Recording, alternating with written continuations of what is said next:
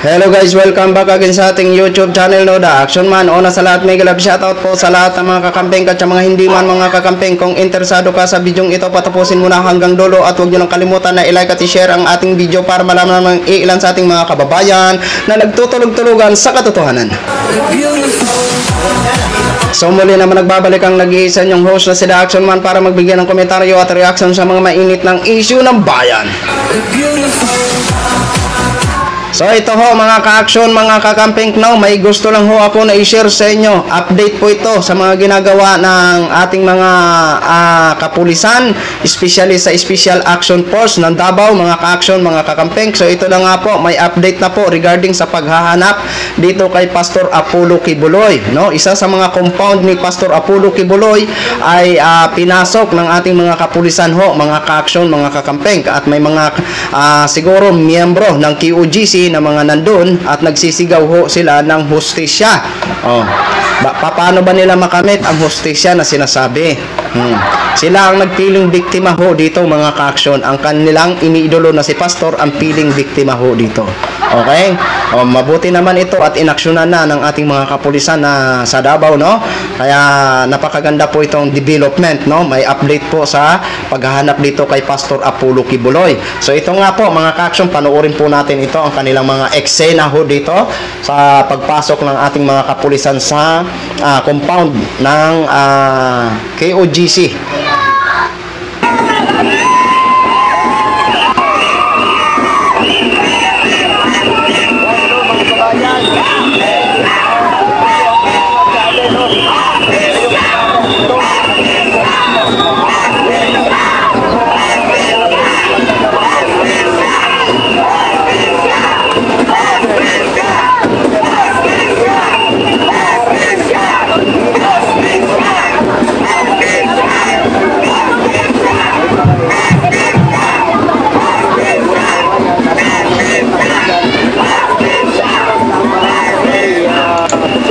Ayun, hostisya ang kanilang sinisigaw ho, mga ka-aksyon. Yung sa dulo, mga ka-aksyon, yan ang ating mga kapulisan at may panangga sila na parang yung nakikita nyo sa demolition na may mga panangga sila kasi may mga ng miyembro ng baka mamaya pumalag o kung anong gagawin, kaya may mga dala ho sila dyan. So ito po, ituloy ho muna natin.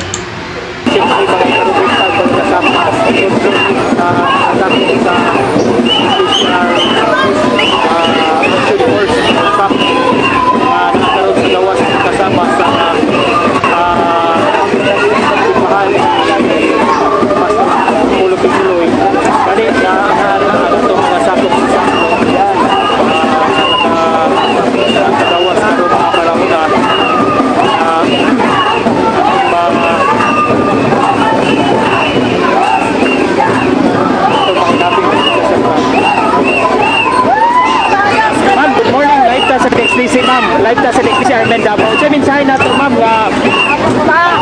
ang ako na may worker, no? Kami nag-support kami kay Pastor Kibuloy sa hostisya. Gano inyong dipito ang amo may mga pastor na wala man na sila. Nagpasakit ang singgit tao dito sa among tao. Ako ang naisip na skala na nipaskin at among magagawa pastor. Dako kung kasakit sa limunan sa kapinong anong limunan sa ilang di sa among pastor. Manindugan mamatay na buti. Manindugan ni para sa among may gumabas. Asang hustisya sa gobyerno ni BBM. Wala ni maayong sa iyong pinsang pagkaroon ng pagkalunan na muna hustisya ang pahayo. Anang tingnan members o kami na mga ex-word na nagabalayon, nagagugma o nagatunga ang among may gumabas. Inosente sa tanang gibuo. auto magkasama ang supporters. Membro po ka diri, ma'am? Membro po ka? Sa akong kaya supporters, sir. Okay. Okay na kung wala diri, pero akong gugma sa among may gugma, pastor. Kay sis, bata ko siya nagpa-eskwela na mo, ang pagkaroon na ako yung kay soon dira. Na sila dira ko nagpadayon. Kung sakit sa akong boss, kaya lang gipipit, kung pipiton nila tama. Ayun, okay mga ka-action, mga kakamping. Hustisya ang kanilang sinisigaw. At dyan, kung hindi nyo naiintindihan, i-explain ko sa inyo ng short kasi Bisaya siya magsalita. Ex-miyembro na daw siya. Hindi na daw siya miyembro. Pero masakit daw sa kanyang kalooban ang nakikita na ganito daw na inaaresto si Pastor Apollo Kibuloy, no? O hinahanap si Pastor Apollo Kibuloy. So nasaan daw ang hustisya ni BBM ni Mr. President sa gobyernong ito? Nasaan daw ang hustisya? Malinis daw ang konsensya ni Pastor Apollo Kibuloy. Yan ang sinasabi ni ng ex-miyembro ng KOGC. Okay. Ito lang po mawalang galang na po sa inyo. Nire-respeto ho namin ang mga pagsisigaw-sigaw nyo dyan. Pero, doon sa sinasabi nyong hustisya, paano makamit ang hustisya? Sino ba talaga ang may gusto ng hustisya? Si Pastor Apollo Kibuloy o ang mga complainant ni Senadora Risa Hontiveros? Diba? Maliwanag po dito kung sino ang kakamit ng hustisya. Ang mga witness ni Senadora Risa Hontiveros na kanyang nilapastangan. Paano nyo po mapatunayan na malinis ang inyong pastor kung patuloy po na nagtatago siya sa ngalan ng batas? Diba? Paano kayo patong may gana magsisigaw na hustisya?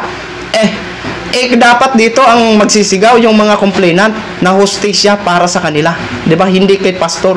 Bago nyo po sabihin na malinis ang pastor nyo, pasukuin nyo muna. Pasukuin nyo muna. Yun ang hinahamon namin sa inyo.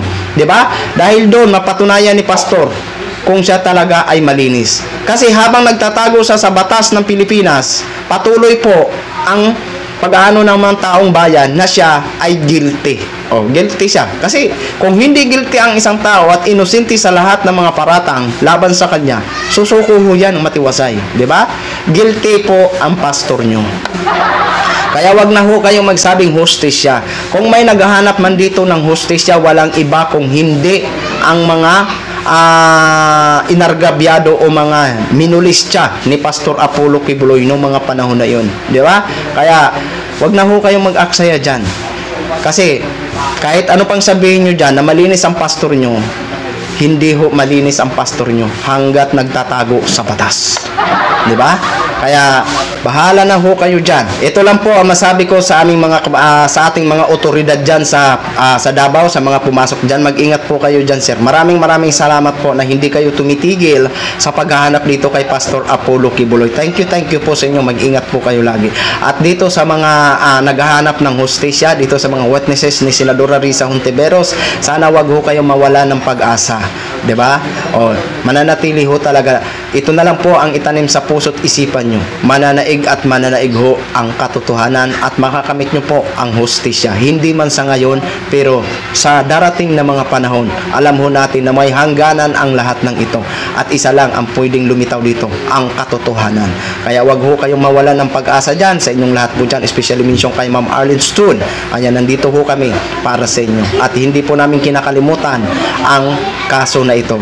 Kailangan talaga natin na mapanagot ang dapat mapanagot. Okay? So yun lang ho mga ka-action, mga kakamping, no? Gin-share ko lang ho sa inyo. Maraming salamat po sa ating mga viewers Luzon, Visayas at Mindanao all over the world. Ako po ang inyong lingkod, si The Action Man. Have a good day, everyone. Beautiful.